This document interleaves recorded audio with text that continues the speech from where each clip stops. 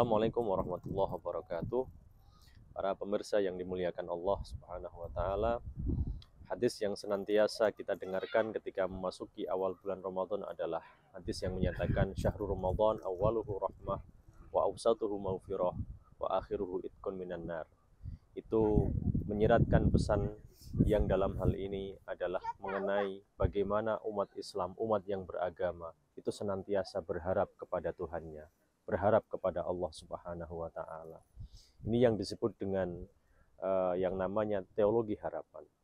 Teologi harapan ini penting untuk memupuk jiwa dalam diri seseorang yang beragama untuk selalu senantiasa berharap kepada Tuhannya, berharap atas segala kebaikan yang sumbernya adalah dari Tuhan. Yang disebutkan secara spesifik di situ adalah rahmat, kemudian ampunan dari Tuhan, dan juga bebas dari api neraka. Lantas bagaimanakah kalau kita memiliki harapan kepada Tuhan? Apakah hanya sebatas harapan? Tentu saja tidak.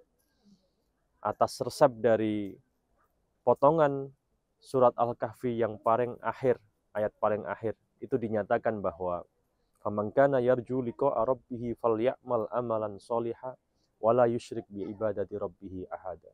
Barang siapa berharap untuk bertemu Tuhannya, maka prasyaratnya adalah dia harus melakukan dua hal, amal soleh dan juga tidak boleh mensekutukan Tuhannya. Artinya apa? Apapun harapan yang muaranya pada Tuhan, itu bukanlah harapan kosong. Harapan yang harus ada usahanya, harapan yang harus ada ikhtiarnya.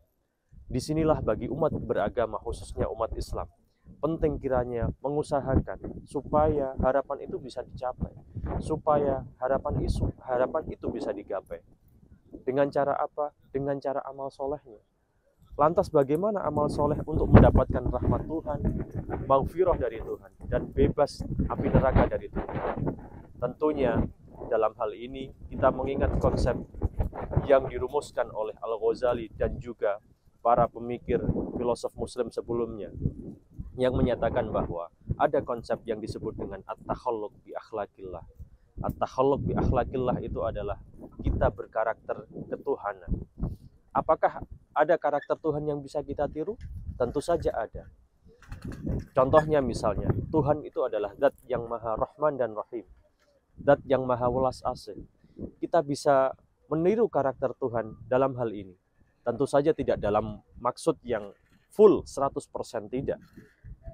Tapi sisi kita dalam sebagai manusia dan makhluk spiritual, kita memiliki titik-titik ketuhanan tertentu yang bisa kita aktifasi.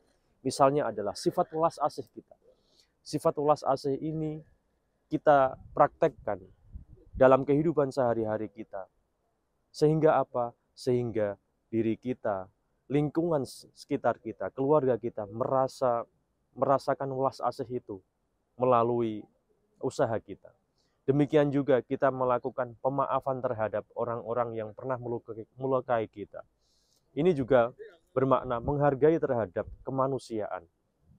Artinya bahwa semua itu rahmat, kemudian maghfirah, ampunan dari Tuhan, itqun minan nar, sekali lagi muaranya adalah bagaimana kita melakukan praktek kehidupan sehari-hari kita, mencerminkan sikap rahmat, welas asih, dan juga ampunan, menghargai kepada kemanusiaan. Meskipun mereka berbeda, maka kita melakukan penghargaan terhadap mereka. Inilah kiranya pesan Ramadan dari hadis yang biasanya dibaca awaluhu rahmah wa awsatuhu maghfirah wa akhiruhu itqun minan nar. Sehingga apa? Hadis ini tidak hanya sebatas mengajarkan kita untuk hanya berharap, tapi juga kita ikhtiarkan, kita usahakan melalui cerminan praktek kehidupan kita sehari-hari. Semoga Ramadan ini membawa berkah bagi kita semua, lingkungan tetangga sekitar kita. Wal afu minkum, wallahul muwaffiq ila aqwamit thoriq. Assalamualaikum warahmatullahi wabarakatuh.